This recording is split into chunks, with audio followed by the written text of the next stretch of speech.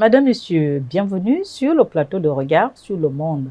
Alors, l'Afrique, comme bon nombre de ses pays, est fortement marquée par une diversité de langues, de cultures, de croyances et d'ethnies, un ensemble d'éléments sociologiques qui participent à la structuration de ces nations, mais souvent utilisés comme semences de division et de déstabilisation. C'est dans ce puzzle que surgit le concept de panafricanisme, qui à l'orée bien sûr des indépendances des États africains. Mais il a fort à faire parce qu'il nous faut trouver des moyens qui lui permettent d'apprécier à juste valeur cette admirable diversité tout en promouvant une unité, une solidarité entre les États africains de sorte que ces pays soient à même de relever les défis auxquels ils sont confrontés tels que le développement et économique du continent. Les droits de l'homme, la dignité des peuples africains, lesquels revêtent encore aujourd'hui une grande importance et peut-être beaucoup plus qu'hier, au moment où le panafricanisme est né. Alors, vous comprenez donc que le dialogue et l'inclusion sont donc des valeurs qui sont ancrées dans les principes fondamentaux de ce panafricanisme.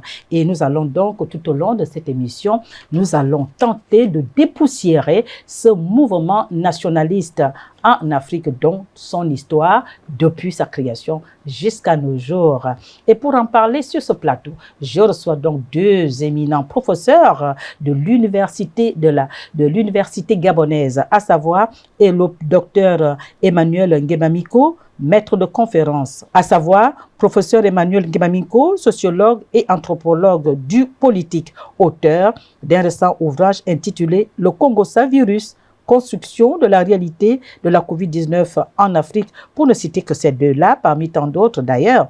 Et puis, nous avons également le professeur Joris Bertin Madébé, directeur de recherche au CNRS, lauréat 2022 de la Fondation La Maison de Sciences de l'Homme de Paris, auteur de plusieurs ouvrages dont L'Apostophase à psychopathologie et icônes culturelles, perspectives théoriques et cliniques. Et c'est justement ce bouquin-là.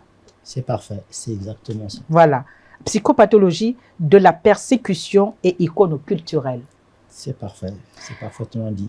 Alors, je vous le remets et je souhaiterais quand même que vous disiez un tout petit mot sur ce livre. Même s'il ne fait pas l'objet de notre émission, mais c'est toujours la richesse, c'est toujours la science.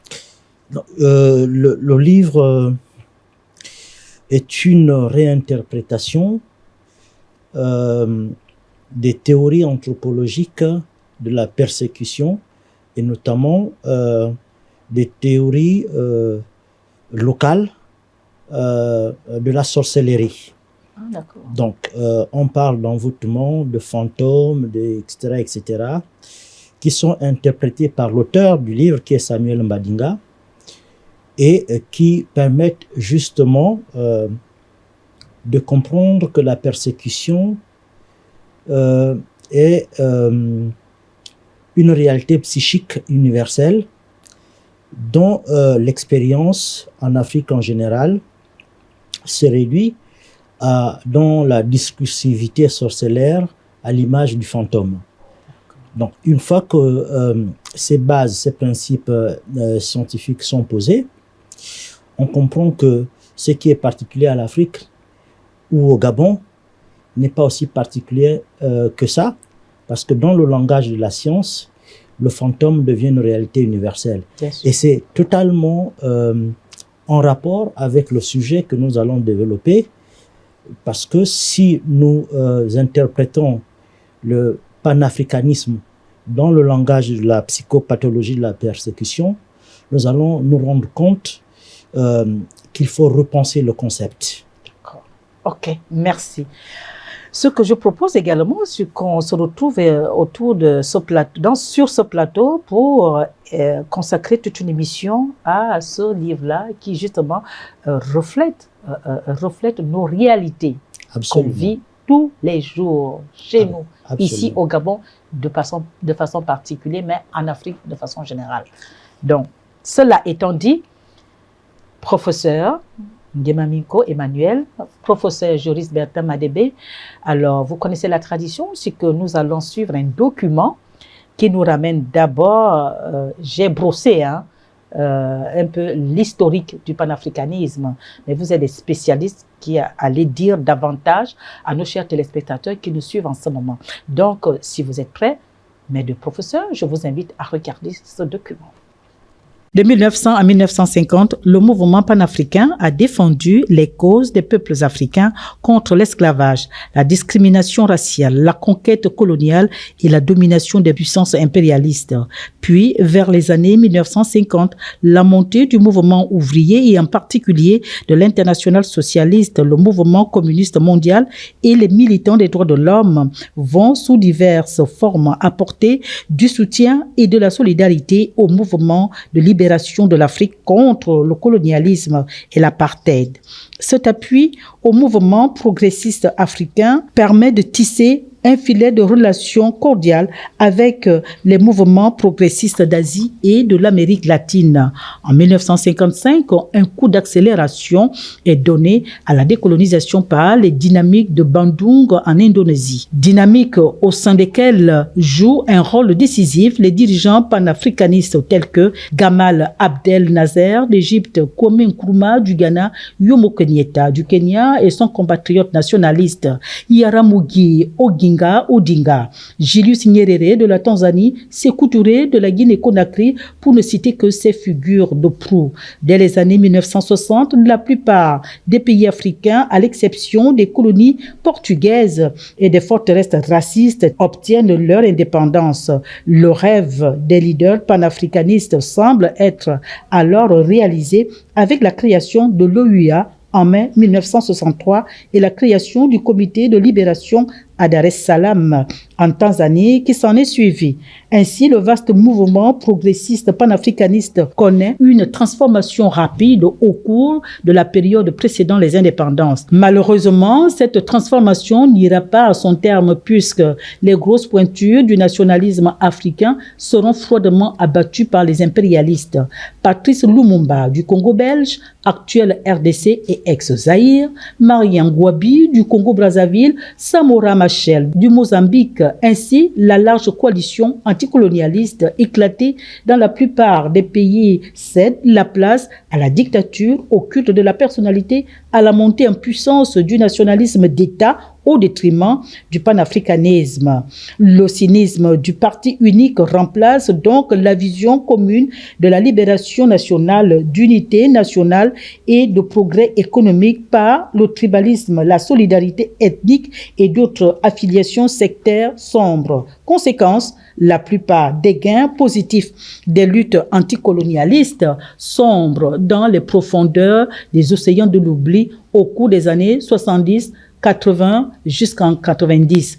Au niveau national et régional, les nouveaux panafricanistes subissent un air de fragmentation et de division idéologique désastreuse qui les affaiblissent individuellement et collectivement. La France-Afrique est encore trop puissante pour la sauvegarde de ses gros intérêts. Toutefois, la philosophie et l'idéologie du panafricanisme continuent d'inspirer les luttes des peuples africains pour donner naissance à ce que Kwame Nkrumah nomme un nouvel Africain dans le monde, à l'exemple de Thomas Sankara au Burkina Faso. Ce nouvel Africain est prêt à mener ses propres luttes et montrer qu'après tout, l'homme noir est capable de gérer ses propres affaires. Ce document est tiré du texte du professeur Abdoulaye Bathily, ministre d'État chargé des affaires africaines à la présidence de la République sénégalaise entre 2012 et 2013. Vous venez donc de suivre là ce que j'ai essayé de comprimer et surtout je me suis inspiré, comme je le dis à la fin du document, du texte du professeur Bathily. Alors, rapidement, petit commentaire avant d'aller dans le vif du sujet, professeur Yomiko Emmanuel. Bon, merci. Comme vous l'avez dit, vous avez vraiment fait une compilation et nous attendons les questions précises que vous aurez à nous poser pour essayer davantage de développer, voilà, pour argumenter. Professeur. Au fait de l'actualité africaine, vous savez qu'au Sénégal, il y a eu une élection où un jeune quarantenaire, n'est-ce pas, est arrivé au pouvoir et se réclamait du panafricanisme de gauche. Bien sûr. Et avant l'arrivée de Diomaye Faye, à la présidence de la République sénégalaise, il y a eu aussi d'autres acteurs de la vie publique, entre guillemets, africaine, des gens comme Kémy Séba et la camerounaise suisse, ou bien l'helvéto-camerounaise, Nathalie Yamb, qui se réclament tous du Panafricanisme de gauche. Panafricanisme de gauche, c'est essentiellement le président Bassirou du Sénégal. Donc, c'est pour vous dire que dans les structures psychiques africaines, cette question demeure permanente. Elle est d'autant plus permanente qu'elle revient de très très loin, comme vous avez montré dans votre document, parce qu'elle remonte quasiment même au 19e siècle. Voilà. Et que d'un point de vue historique, le panafricanisme serait parti des États-Unis avec des gens comme Marcus Garvey qui rêvaient, n'est-ce pas, de créer un espace de liberté pour les Noirs en Afrique et dont l'idéal était le Libéria. Donc, et Marcus Garvey rêvait justement de construire une façon de voir le monde à partir des principes que les Africains avaient capitalisés dans leur expérience de l'esclavage en Afrique. Donc, à travers ces mutations, disons ça comme ça, le panafricanisme est arrivé jusqu'à nous. À mon sens, demeure une réalité qu'il faut encore creuser pour essayer de lui donner une pertinence qui soit suffisamment efficace pour qu'il puisse prospérer. Oui, c'est exact, parce que quand on voit un peu ce qui se passe en Afrique de l'Ouest, avec la création de l'Alliance du Sahel entre le Mali, le Burkina Faso et le Niger, mais tout ça, c'est le panafricanisme qui continue, parce qu'il veut créer une monnaie proprement identitaire pour se démarquer, pour s'affranchir des chaînes de l'impérialiste. Donc, ce que vous dites est parfaitement pertinent et mérite, la question mérite son pesant d'or encore aujourd'hui. Nous avons fait ce petit tour de table sur le document qui a été diffusé. Quel est le contenu du panafricanisme? Quel est son contenu? On parle tous du panafricanisme, mais est-ce qu'on maîtrise véritablement le contenu, les objectifs de ce mouvement nationaliste? Oui, bon, il faut dire qu'avant même la création du concept de panafricanisme en 1900, tout est parti du XVIIe siècle. Ça signifie que ça remonte de plus loin. Ça part du XVIIe siècle, lorsque les esclaves noirs ont commencé avec les mouvements de révolte pour être mieux traités par leurs maîtres. Donc ça a commencé par l'idée de la conscience noire, où les esclaves révoltés se réunissaient dans les champs pour revendiquer un peu plus, bon, on ne pourrait pas parler de droit, mais un peu plus de reconnaissance, d'humanité, et de ne plus être traités comme des animaux. Nous savons tous dans quelles conditions ils étaient transportés, dans quelles conditions ils étaient traités. Donc c'est de là que l'idée de conscience noire est née, et au fil du temps, cette idée de conscience noire a donné lieu à la libération des esclaves avec la guerre du Nord et du Sud. Et comme au fil du temps, des intellectuels noirs américains, et tout est né dans les Amériques, avec la multiplication des intellectuels africains, à la fin du 19e siècle, avec la colonisation, beaucoup d'Américains, de Noirs américains, ont commencé à se constituer en collectif universitaire pour fonder un mouvement qui pouvait les relier à leur continent d'origine. D'où la convocation du Congrès de Londres en 1900, voilà, en juillet 1900 oui, pour la création du panafricanisme. Donc vous voyez que c'est un vieux combat, un combat historique. C'est un combat historique qui part de Kunta Kinte jusqu'à Pixley Gray, et Padmore, William Dubois, et tous ces intellectuels noirs américains qui se sont dit, et vraiment le lieu de Londres était bien choisi parce que Londres était justement la capitale occidentale qui agglomérait la majorité des intellectuels sud-africains, enfin de l'Afrique anglo-saxonne, et quelques intellectuels de l'Afrique francophone aussi, en fait, qui étaient à Paris, mais allaient souvent retrouver d'autres résistants à Londres, d'où le congrès de Londres en 1900. Et c'est de là qu'est né le mouvement panafricaniste. Ça s'est renforcé, puisque là, c'est une idéologie. L'idéologie est devenue, c'est parti du mouvement idéologique au mouvement politique avec la création de l'ANC en 1912. Oui. Parce que Kalsaka Seme et tous les autres Sud-Africains qui sont fondés sur l'idéologie, nés à Londres pour se battre et créer vraiment un mouvement sur place dans leur pays afin de contester les conditions dans lesquelles les Noirs étaient traités. Et de là, du mouvement idéologico-politique, on en est arrivé au mouvement intellectuel avec les créations des maisons d'édition, la revue africaine, revue du monde noir et présence africaine à la fin de la Deuxième Guerre mondiale. Donc vous voyez qu'il y a eu un mouvement de résistance depuis le XVIIe siècle, mouvement de résistance qui a donné lieu à un mouvement idéologique. Du mouvement idéologique, on en est arrivé au mouvement politique, mouvement intellectuel. Et c'est maintenant dans le sillage de ce mouvement intellectuel que nous avons les mouvements comme la négritude, que nous avons eu la tigritude, la négritude, et tous ces mouvements qui ont conforté et renforcé le mouvement politique et idéologique et qui ont conduit, laissons l'élection, si nous mettons de côté les conditions externes, mais c'est essentiellement ces mouvements qui ont conduit l'Afrique vers les indépendances. Sauf que le principal hic, c'était les conflits internes qui s'opposaient par rapport aux différentes méthodes de colonisation. Bien sûr. Les anglo-saxons avaient l'indirect rôle, une méthode de colonisation indirecte où on est dans la discrimination raciale. Les Noirs vivent de leur côté, nous n'avons besoin d'eux que pour en faire les esclaves et pour venir travailler pour eux. Et pour la France, c'était l'assimilationnisme.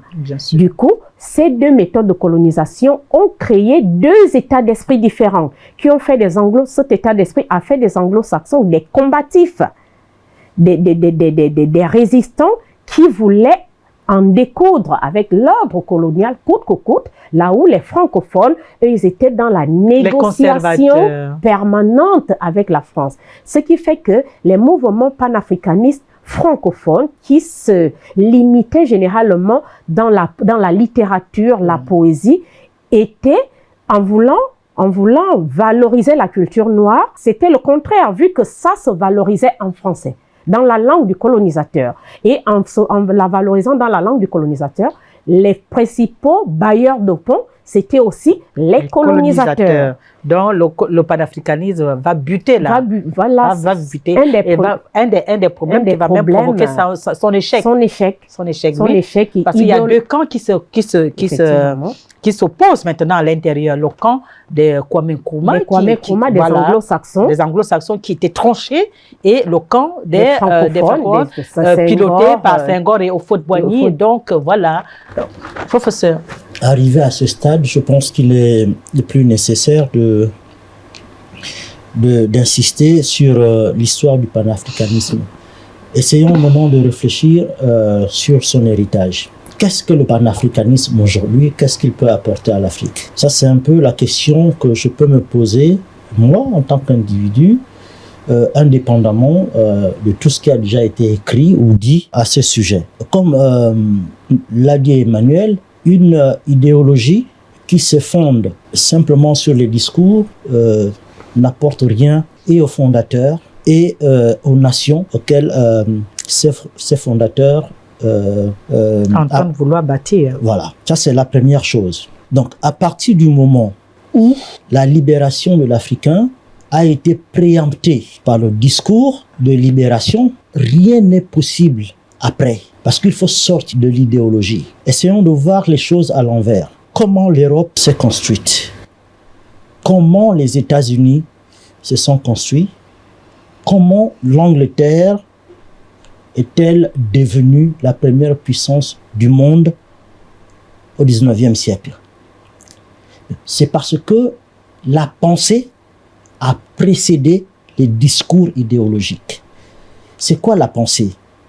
Vous savez, la révolution, le siècle des Lumières. Donc, a embrasé toute l'Europe et il a fallu sortir les populations de ce que Kant a appelé la minorité intellectuelle. C'est Donc, exact. Pour les amener ces populations vers une majorité intellectuelle, c'est-à-dire la capacité de chacune des personnes constitutives de la population à comprendre le monde par son propre entendement. Il faut bien comprendre ce que ça veut dire. Ça dit que l'intelligence passe désormais au-devant des croyances. Et quand on parle d'intelligence, il s'agit de mettre les choses dans une logique scientifique et productive qui transforme la façon de percevoir le monde. Ça, c'est la première chose. En Angleterre, au 19e siècle, ce mouvement, donc de l'Aufklärung, a permis l'invention de la technologie avec la machine à vapeur. Aux États-Unis, quand vous voyez l'histoire des États-Unis, c'est l'histoire des individus. Kellogg's, celui qui a fabriqué les produits dont on se sert chaque matin pour le petit déjeuner. Au début du XXe siècle, vers la fin du XIXe siècle, Taylor, etc., etc. C'est-à-dire au moment où des États étaient en voie de se construire, des individus ont pris sur eux d'investir, de transformer le pays. Vous savez, on a inventé l'électricité, etc., etc. Donc, je veux m'arrêter là pour dire ceci. C'est que l'idéologie gratuite ne sert que à alimenter des formes de religion, des croyances qui ne permettent pas au peuple, aux gens, de comprendre ce dont le monde a besoin ou dont leur monde a besoin pour qu'ils passent du mythe, excusez-moi d'être à la très réalité. Non, mais c'est la vérité. Du mythe au réel. Quand on regarde ce que le panafricanisme aujourd'hui, bon, on veut chasser les Occidentaux de l'Afrique. Mais nous les chassons comment? En nous appuyant sur les Chinois, en nous appuyant sur les Russes, et en disant derrière, ils ne vont pas venir faire ce que les Occidentaux ont fait en Afrique. Sur quelle base? Qu'est-ce que nous avons concrètement comme instrument de coercition pour leur demander d'agir selon notre volonté? Rien. Jusqu'à présent, l'histoire des indépendances africaines, c'est l'histoire des échecs. On est encore dans les coups d'État, 60 ans, 64 ans après les indépendances. C'est pour dire qu'il faut repenser le panafricanisme. À mon sens, il faut d'abord laisser le panafricanisme à côté et essayer de comprendre pourquoi l'Afrique a échoué. Et en ce moment, on comprend les mécanismes internes de l'échec et on comprend les mécanismes externes de l'échec. On le met ensemble et on produit des instruments. Parce que ce soit l'Occident ou que ce soit les nouveaux amis de l'Afrique aujourd'hui, ce qu'ils cherchent, c'est renforcer leur puissance. Leur profit. Et nous ne serons dans le jeu de puissance que les instruments dont cette puissance ont besoin pour renforcer leur pouvoir, oui. leur hégémonie. Leur hégémonie. Donc, si nous ne pensons pas en termes de fabrication d'armes, pour dire les choses de façon plus scientifique, de façon plus neutre, si nous ne maîtrisons pas l'atome, si nous ne connaissons pas que l'univers dans lequel nous vivons est constitué d'éléments primordiaux, si nous ne maîtrisons pas comment associer ces éléments primordiaux pour créer de nouveaux éléments, si nous n'imaginons pas la manière dont ces éléments vont produire des outils, des technologies qui sont en phase avec nos réalités, notre philosophie, notre façon de concevoir la vie, eh bien, nous serons toujours à la remorque parce que ceux qui viennent vers nous, ils ont une connaissance exacte de la cartographie africaine. Nous ne l'avons pas. Nous ne l'avons pas. Nous ne la connaissons pas. Nous ne la connaissons pas. Et ce n'est pas pour rien que ceux qui nous ont colonisés ne veulent pas partir du continent et que ceux qui veulent venir aujourd'hui en Afrique à titre d'amis ou de partage gagnant-gagnant, ils savent ce qu'il y a en Afrique. Vous savez que dans le désert du Sahara, qui est censé être l'endroit le plus hostile à la vie, mais c'est là où se joue l'avenir du monde. Bien sûr. Donc, dans ces conditions, qu'est-ce que nous faisons si nous ne savons pas les quantités d'eau, de matières premières qui sont là-bas? Donc, ce qui se passe au Sahara, c'est l'avenir du monde. Ce qui se passe au Mali, au Burkina, c'est l'avenir du monde. Donc, à mon sens, le panafricanisme doit consister désormais à repenser l'Afrique par les outils dont nous possédons aujourd'hui. Et l'un des outils les plus primordiaux, c'est la raison. Il faut instrumenter la raison pour maîtriser notre environnement, pour produire des savoirs et pour produire une psychologie positive du développement. Parce que la psychologie du panafricanisme, c'est la psychologie de la douleur. Nous avons souffert, nous avons souffert, nous avons souffert. Mais on ne conçoit pas un monde où on ne participe pas de l'universel. En pleurnichant. En pleurnichant. D'accord. Alors, vous parliez des mécanismes internes, externes, de l'échec du panafricanisme. Est-ce que vous pouvez rapidement donner des précisions sur cette idée? Mais c'est ce que vous avez montré. C'est-à-dire que la conférence de Berlin... D'accord, en 1885, 84-85. Oui. Donc, les Occidentaux se dirigent, décident à partager le gâteau africain. Donc, dans quelles conditions? En faisant du continent des portions de territoire qui leur appartiennent. Regardez ce qu'est la RDC aujourd'hui.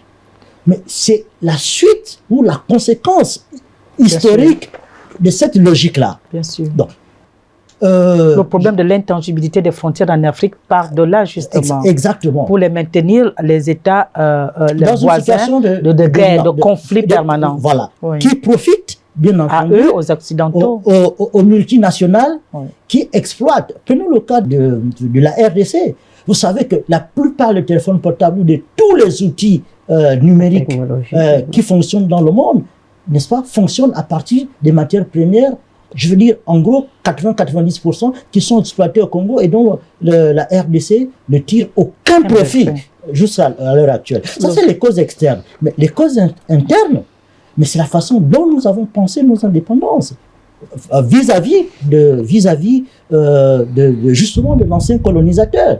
Donc, si dans notre façon de voir les choses, nous considérons que le parti unique est important, si nous considérons que Mamadou et Bineta c'est important, si nous considérons que l'Onvet ou le Bombouang ou Olendé, ce n'est pas important parce que ce n'est pas étudié, ce n'est pas publié par une édition française. Si nous restons dans ce schéma-là, nous nous en sortirons. Dans l'assimilation culturelle. Voilà, nous ne nous en sortirons pas. Bien sûr. Or, l'Occident nous a donné, nous a transmis quelque chose de fondamental, la raison. Mais la raison occidentale n'est pas antithétique à la raison africaine, ou du moins la raison qui a permis à nos sociétés d'exister et d'être celles qu'elles sont aujourd'hui. Donc, pour nous greffer au monde, nous devons exploiter ces raisons et construire nos sociétés à partir des philosophies qui sont les nôtres, qui sont en général des philosophies bantoues et donc qui ont plus ou moins des structures communes. Donc, c'est à ce travail-là, et ce travail n'a pas été fait depuis 60 ans. Vous allez dans les laboratoires, vous allez dans les centres de recherche, vous allez dans les universités, vous allez dans les écoles. On continue d'enseigner Aristote, on continue d'apprendre les langues étrangères. On ne fait pas le développement avec ça, c'est impossible. Pour que nous nous développions, nous devons apprendre aux gens qu'est-ce qu'est le fer, comment il se comporte en tant que structure atomique, etc. Comme ça, les jeunes, quand ils arrivent à l'université, ils comprennent ce que c'est le monde et qu'est-ce qu'on peut utiliser, qu'est-ce qu'on peut fabriquer avec le fer et qu'est-ce que cette fabrication va apporter au pays en termes de richesse, en termes de transformation intellectuelle, en termes de transformation sociale. Si nous ne raisonnons pas comme cela, nous n'allons jamais nous en sortir. Nous aurons beau crier que les Blancs nous ont fait ceci, ça ne va pas changer. Un siècle plus tard, ça ne changera pas. Donc il faut que nous nous ressaisissions et que nous portions au devant de nous le vrai débat. Ne faisons pas précéder l'idéologie avant la pensée. Avant la pensée, avant la science. Qu'est-ce qu'on veut faire? Quelle volonté nous avons? Nous affichons pour dire que nous voulons aller à tel endroit. Nous partons de tel point pour atteindre tel autre point. Ça, on ne sait pas. Oui, oui, professeur. Moi, j'aimerais revenir sur la question des causalités. C'est vrai que nous avons échoué dans la pensée. Nous avons cru qu'en faisant du copier-coller ou alors en étant de bons suiveurs, en faisant du mimétisme. En faisant du mimétisme, on pouvait devenir les autres. Oui. En fait, on pouvait arrêter d'être nous-mêmes pour devenir les autres. Or, c'est un échec. Parce que lorsqu'on dit qu'il faut pas, on peut pas aller devant, on peut pas avancer sans voir là où on a trébuché. Où avons-nous trébuché? Oui, il y avait des causalités externes, mais il y a aussi des causalités internes. Comme causalité externe, il l'a dit, le fait d'avoir fait précéder la construction des États à la place des constructions des nations, c'est la première source d'échec. Et cet échec était pensé depuis Berlin. Parce que je ne sais pas si c'est pensé depuis Berlin, mais ce que moi je souhaiterais que les Africains comprennent, c'est que quand vous êtes dans une logique antagoniste du sens, il faut que vous donniez les moyens pour surmonter l'antagonisme. Et je reviens toujours sur les exemples asiatiques. Les Chinois ont été colonisés comme les Africains. Donc, ils se sont mis dans une logique de savoir comment on fait. Et ils ont pensé. Donc, nous sommes dans la danse. Nous sommes dans le rêve. Nous sommes dans les églises. Partout, nous sommes, sauf dans la science. Mais nous n'allons pas nous en sortir. C'est ça le grand problème. Donc, je ne pense pas aujourd'hui qu'avec le discours accusateur, nous puissions nous élever. Avancer, parce que nous connaissons déjà suffisamment ce discours. Voilà. C'est dans ce sens, je voulais revenir sur, dans cette revue, ma contribution, c'est du schéma accusatoire au devoir de responsabilité civile. Okay, mais on ne peut pas aussi rentrer dans la responsabilité sans comprendre où on a échoué. Nous le savons maintenant. Nous ne le savons pas nécessairement. Nous ne le savons pas nécessairement. L'élite, on peut savoir, on peut être... En fait, il y a les niveaux de savoir. Parce que lorsqu'on sait en prenant conscience, ce n'est pas comme si on savait de manière discursive. Comme une simple information. Comme une simple information. On le sait en termes d'information. Or, prendre conscience de notre échec, c'est quoi? C'est de savoir... n'en prend pas conscience, malheureusement. Voilà. C'est de savoir que nous sommes, en fait, jusqu'aujourd'hui, nous sommes des territoires. Nous sommes des enclos coloniaux. Or, lorsqu'il prend le cas de la Chine constituait déjà une nation. La Chine n'a pas été dessinée à Berlin. La Chine constituait déjà historiquement une nation qui avait une vision du monde, qui avait une idéologie commune, qui regardait vers les aspirations de son peuple. Qui connaissait les aspirations de son peuple. Et le désir de casser les chaînes. C'est ce qui fait établir la différence entre la soumission et la domination. La Chine a été dominée, l'Inde a été dominée, le Japon a été dominé, l'Afrique a été soumise. Et sortir de cette soumission ne peut pas se faire de manière théorique, comme tu viens de le dire. La sortie de la soumission passe aussi par la prise de conscience socio-historique. Et c'est là où le bas blesse davantage. Est-ce que véritablement nous en prenons conscience? Qu'à cela ne tienne, laissons un peu de côté les élites, mais les dirigeants, les leaders qui sont censés avoir une vision pour les États qui les dirigent, quelle est leur part de responsabilité? Non, mais moi, je ne veux pas que nous laissions cette question qui est fondamentale de la prise de la conscience avant d'arriver à la question. Parce que, d'accord, allez-y, exploitez. Les choses sont liées. D'accord, exploitez. Donc, vous savez, les Africains, quand vous les écoutez parler, ils parlent de l'Égypte. Ils disent, on a fait ceci. Oui. D'autres disent même qu'on a inventé l'or, l'électricité sur les pyramides, etc., etc. Donc, l'Afrique a une histoire. Bien sûr. Et l'Afrique On dit même que l'Afrique a inventé les sciences. Oui, le XVIe siècle, la bibliothèque d'Alexandrie qui a été brûlée. Absolument. Voilà. On dit même que les Grecs sont venus apprendre la philosophie en Afrique. Mais bien sûr, Platon était en Afrique. C'est en Afrique qu'il est venu apprendre l'arithmétique voilà, et la géométrie. Considérons-le comme dit. Ça veut dire qu'il y a une certaine historicité dans le continent. Donc une tradition de savoir qui est établie, etc., etc. Le problème, je vais ajouter un dernier exemple. Vous savez, 1960, 2024, nous avons eu des grands intellectuels. Cheikh Anta Diop. Bien sûr. Bon, on ne peut pas avoir eu quelqu'un comme Cheikh Anta Diop dans le continent, quelqu'un qui avait une vision très claire et bien précise du développement de l'Afrique. Et c'est écrit noir sur blanc. En 60 ans, tout son savoir est passé à côté. Et nous, on continue toujours de crier et de pleurer. Donc, c'est comme si nous ignorions volontairement l'existence de ces choses-là. Donc, ça veut dire quoi simplement? Ça veut dire que au niveau de la constitution de nos États, il y a un problème. Donc, c'est quoi le problème? C'est la question de l'arrimage de l'État. Parce que l'État est un objet occidental, tel que nous l'avons hérité aujourd'hui. Donc, et cet arrimage et le besoin de construire le continent sont oxymoroniques. Ça veut dire quoi? Ça veut dire que ce n'est pas compatible. Ils sont diamétralement opposés. Voilà. Si vous... Moi, je prends le cas du Gabon. Vous allez bien comprendre mon idée. Nous avons une constitution qui est calquée sur la Constitution française. Les institutions de la Ve République. Exactement. Donc, à partir de ce moment, comment vous voulez vivre dans ce contexte avec des gens qui croient aux fantômes, avec les gens qui croient à l'empoisonnement comme capacité de s'enrichir ou de devenir millionnaire. De détruire le mérite. Voilà.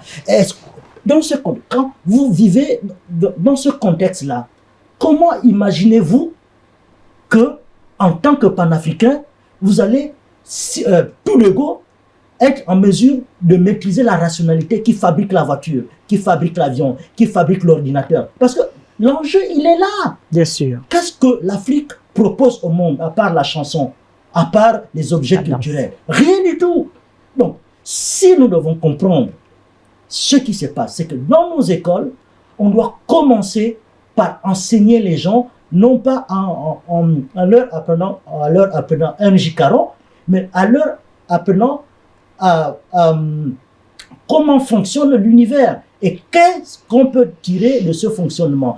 Et c'est ce qui fait, par exemple, qu'aujourd'hui, la NASA s'apprête à aller sur Mars. C'est parce que à partir des connaissances qu'on a extraites du cosmos à partir de l'exemple terrestre, on a pu dégager des savoirs qui nous permettent de comprendre comment fonctionne l'ensemble du système cosmologique. Et à partir de ce moment, on fabrique les outils intellectuellement parlant, avec la pensée, qui permettront aux hommes d'aller sur Mars le plus aisément possible. Donc, si nous ne comprenons pas, ça veut dire que si nous nous distrayons dans les choses comme le parti unique, le multipartisme, la démocratie, les universités à qui on ne donne aucun moyen pour construire des bibliothèques, les enseignants-chercheurs à qui on ne donne aucun budget de recherche, aucune capacité de transformer tout qui soit sur place. Bon, on ressort les mêmes exemples. C'est la raison pour laquelle je disais tout à l'heure la responsabilité des dirigeants. Parce qu'à partir du moment où un dirigeant, un gouvernant n'accorde aucune importance à la recherche scientifique, au savoir, cela veut donc dire qu'il n'y a aucune vision à long terme, à court, moyen, long terme de développer ce pays. Parce qu'on développe un pays avec le savoir, avec la science, tel que vous venez de le démontrer si bien. Donc, quelle est leur responsabilité? Je voudrais quand même qu'on en dise un mot. Ok, moi je comprends mieux le discours de Joris. Mais je le comprends bien. Ce qu'il dit n'est pas opposé à la question de la responsabilité de dire. C'est vraiment au niveau du questionnement épistémologique de qu'est-ce que nous voulons, qu'on finance les universités, qu'on les construise en milliers. Lorsque cette question de fond ne sera pas posée, nous n'en sortirons pas. Imaginons qu'on finance les grandes universités, si c'est pour étudier Platon, ça changera quoi à nos problèmes? Si on finance, par exemple, la justice pour refaire la Constitution et qu'on va encore faire un calque, le Code civil français, par du exemple. Code civil français, ça ne changera rien. Or, aujourd'hui, nous devons poser les... C'est pour ça que moi, je parlais de la raison de l'échec. C'est justement parce que nous n'avons jamais tenu compte de nos épistémés, de nos propres... En fait, on a pris la raison comme étant la propriété privée des Occidentaux. Or, en anthropologie, on parle des rationalités situées. Dans l'ouvrage sur les psychopathologies, un problème qu'un Africain expliquerait sous le ressort de la sorcellerie, l'occidental, lui, il expliquera par la raison freudienne. Est-ce à dire la psychanalyse? Voilà, est-ce à dire qu'il est plus rationnel que celui qui explique par la sorcellerie? Pas du tout. Non, justement, qu'il s'agisse de la recherche, il faut que nous réidentifions et que nous redéfinissions. Et c'est vraiment plus un problème d'élitisme. Ça devient un problème de la société globale. C'est pour ça que j'insiste sur la question de la prise de conscience. Parce que cette élite, il est issu d'une société. Exact. Ce qui signifie qu'il est le porteur de l'idéologie d'un peuple. Or, si cette idéologie est calquée, est externalisée et aliénée, il ne fera que la reproduire. Or, lorsque nous posons les questions de base, les questions essentielles, les vraies questions, on commence à former le petit Gabonais, à chercher, le marigot est à 200 mètres du village, comment tirer l'eau, et on l'amène à travailler ce matériau. Nous avons dans nos villages, c'est comme un tuyau. En fait, c'est comme un palmier, mais ça a une branche comme un tuyau. On leur apprend à travailler ça en matériau durable. Il devient ingénieur, mais sur ce matériau pour en faire un matériau durable. C'est une vision. C'est cette vision que nous devons d'abord définir, et à partir de là, nous commencerons par l'enseigner dès la maternelle à s'approprier de la technologie locale, de la vie, comment développer sa société à partir de ce qu'il a. Et ça lui permettra aussi d'être prêt à mourir pour défendre sa terre. Parce qu'il sait que c'est à partir de cette terre qu'il va s'épanouir dans le monde. Sa survie tient à sa terre. Or, étant donné que nous avons externalisé le rêve de réussite, au point où le développement ou la modernisation devient synonyme d'occidentalisation, comment voulez-vous qu'un Africain, et c'est le cas depuis la fin du 19e siècle, ça signifie, en fait, l'élite politique d'aujourd'hui et l'élite intellectuelle d'aujourd'hui n'est que le résultat de ces individus aliénés. Bien sûr. Nous ne sommes que le résultat de cette aliénation. Alors, la vraie question, c'est comment sortir de l'aliénation pour bâtir une identité culturelle authentique et qui nous permet justement de se poser des vraies questions qui nous amènent à briser ces chaînes-là et à repenser, comme il le disait, notre existence. En fait, ce qu'il faut souligner, c'est que les chefs d'État africains ont été longtemps sous dépendance politique et économique de l'Occident, parce que d'une manière ou d'une autre, il y allait de leur survie au pouvoir. Et dans ce système, l'élite intellectuelle africaine est considérée comme une élite non pas au service du développement, mais au service de la longévité au pouvoir. Au service politique. Et l'exemple le plus manifeste de cette situation, c'est la situation historique entre Senghor et Cheikh Anta Diop au Sénégal. Bien sûr. Donc, bel exemple. Et c'est la situation actuelle. C'est-à-dire qu'il faut que les leaders politiques comprennent qu'il faut qu'ils fassent confiance à leur système d'éducation et d'enseignement pour générer des élites qui savent comment leur environnement fonctionne et qui ont la même science que nous allons apprendre chez les autres et qui sont donc capables de produire un savoir qui est en totale connexion avec l'environnement et qui vise la transformation de l'environnement. Je prends cet exemple. Vous savez, le Malien, Modibo Diarra, qui était à la NASA, le physicien. C'est à lui que le monde doit la conquête sur Mars. Les 5 premiers engins volants qui sont quittés de la Terre pour aller sur Mars, dont Sojourner et Curiosity, sont des engins qui ont été inventés sous sa conduite au laboratoire dans les laboratoires de la NASA. Donc, ça dit que si les Africains sont capables de telles prouesses dans les autres pays, il faut créer les mêmes conditions dans leur pays. Donc, ça veut dire quoi? Ça veut dire que quand le Gabon, par exemple, a un problème sur la sécurité sociale, ça ne sert à rien d'aller chercher quelqu'un qui est là-bas. Parce que les Gabonais que vous allez mettre dans ce travail, même s'ils se trompent, ce n'est pas un problème.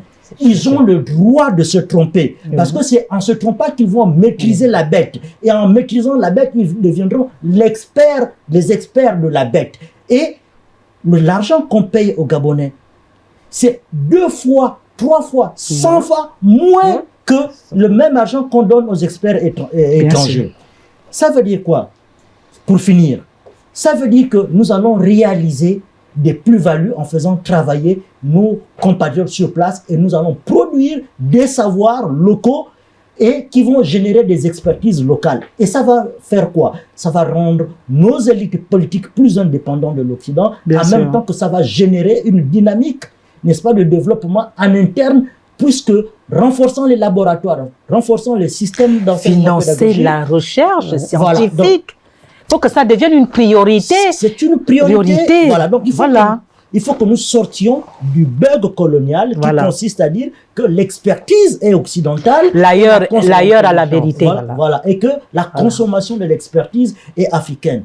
Moi, je n'ai jamais vu nulle part où je suis parti dans le monde où les Américains ont fait venir dans des domaines clés du développement aux États-Unis des Français et des Allemands. Je n'ai jamais vu des Français dans les domaines clés faire venir les Américains parce que ce sont des domaines de souveraineté nationale. Oui. Donc, on doit soutenir la recherche. C'est-à-dire, on peut prendre 30, 40 ans. Tant que les Gabonais ne maîtrisent pas ces domaines, on reste dans le mode de l'apprentissage.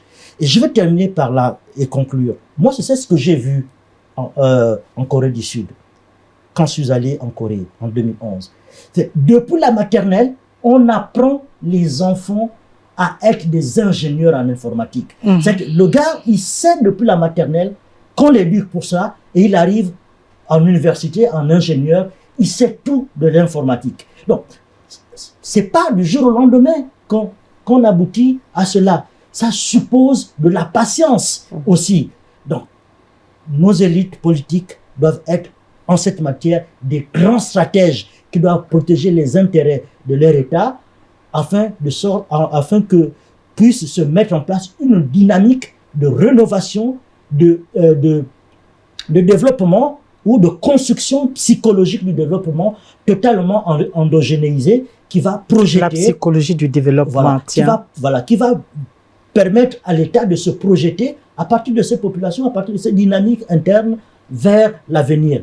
Parce qu'en ce moment, quand les uns nous apporteront leur science, nous leur opposerons la nôtre, et nous verrons la science qui est la plus efficace. En ce moment, si la nôtre est plus efficace, on dit, monsieur, c'est très bien, nous pensons que nous allons faire avec la nôtre, etc., etc. Si nous renonçons à ce modèle, nous serons toujours des panafricanistes idéologues. Et nous n'aurons guère avancé 64 ans après les indépendances, malheureusement. Nous serons des panafricanistes du cocorico, quoi. Absolument. Voilà.